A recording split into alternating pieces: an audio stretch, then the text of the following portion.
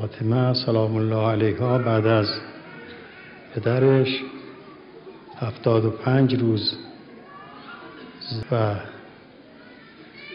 جبرئیل امین می آمد خدمت ایشون و به ایشون تعزیت عرض می کرد و مسائلی از آینده نقل می کرد. تا تناسب ما بین روح این کسی که جبرئیل میاد پیش او و بین جبرئیل که روح اعظم است نباشد امکان ندارد این معنا.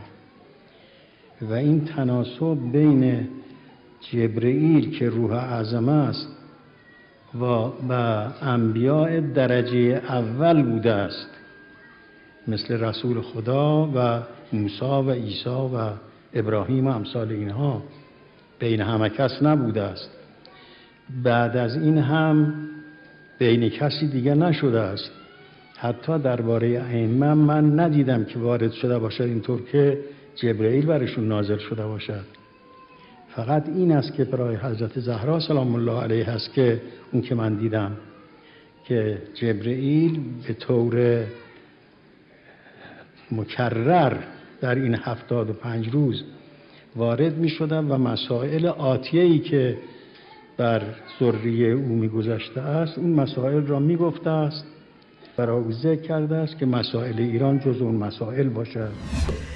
اولا يذكر هذا الطاغية الذي هلك، نسأل الله جل وعلا أن نرى فيه عجائب قدرته.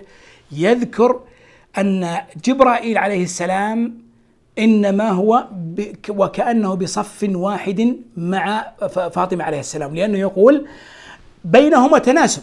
الأمر الثاني يقول بأن فاطمة رضي الله عنها مثلها مثل غيرها من الأنبياء، مثلها مثل إبراهيم عليه السلام، مثل محمد صلى الله عليه وسلم، مثل غيرها من الأنبياء، كأنهم هؤلاء، فرفع قيمتها إلى مقام النبوة والعياذ بالله.